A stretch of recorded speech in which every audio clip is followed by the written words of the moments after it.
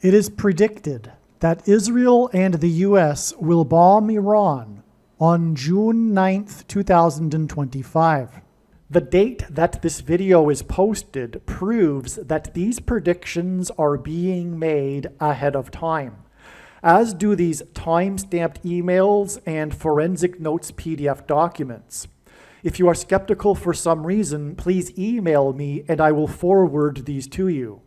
All right, we are in paragraph 4 here of these brief reasons for how June 9th is known ahead of time to be the date it is predicted that the US and Israel will bomb Iran. And so on April 1st, 2025, the same day as Val Kilmer's death and the news of the B-2 bombers, there was a bomb threat made on the Saturday Night Live studio in New York City.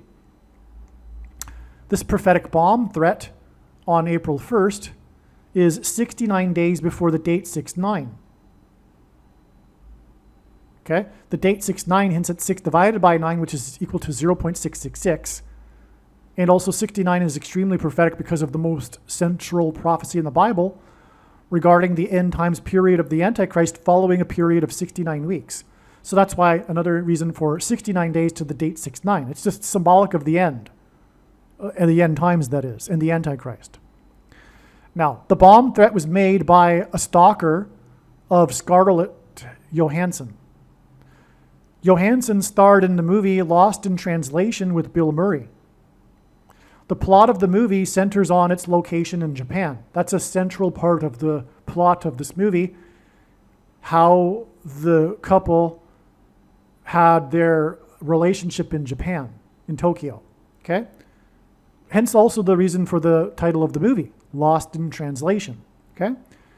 Very foreign culture Japan is. So, in God's signs, God is using Japan in general as symbolism for nuclear bombs. The reason for that should be obvious.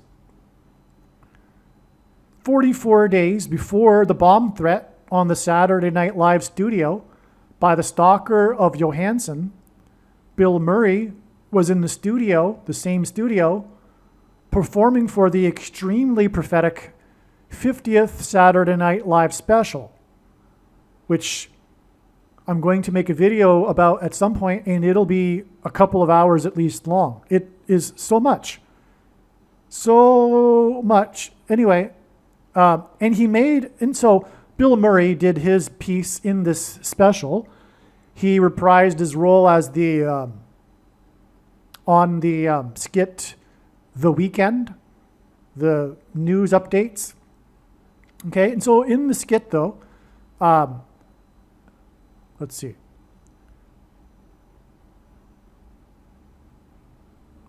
Yeah.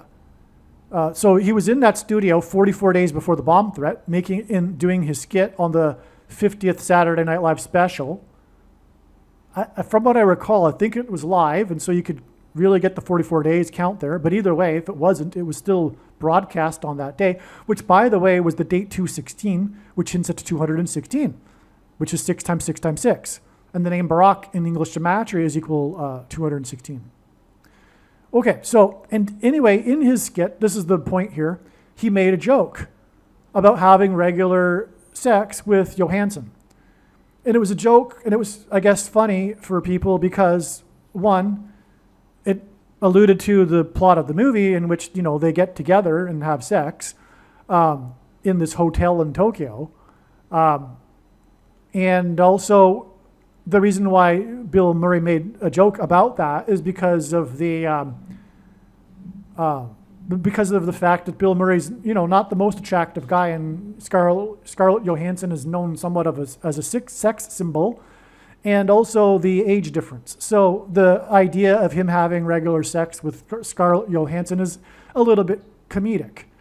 But the reason why Johansson is involved here, if I don't mention, is that she is the boyfriend, or rather girlfriend, of the one of the main, or the head writer for Saturday Night Live. I forget his name.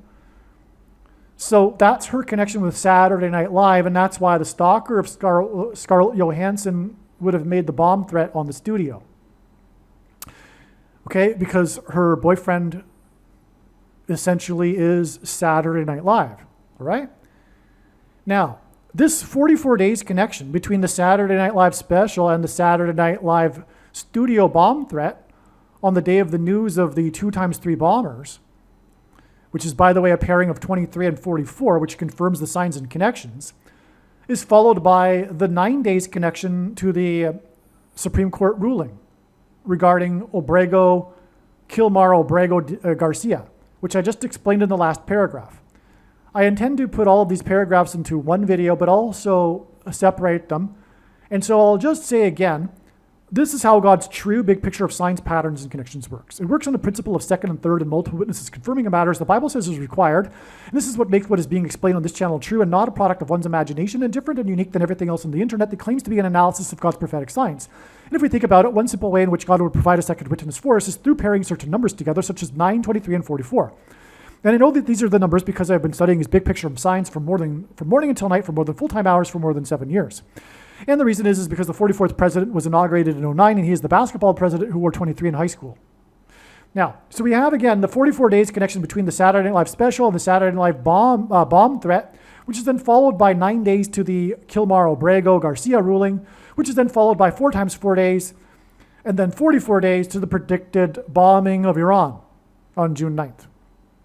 This is another pairing of 9, 23, and 44 that confirms the signs and connections. The date of the 50th SNL special on 216 is equal to 6 times 6 times 6, as I just explained, and the date 69 also hints at 6 divided by 9, which is equal to 0.666.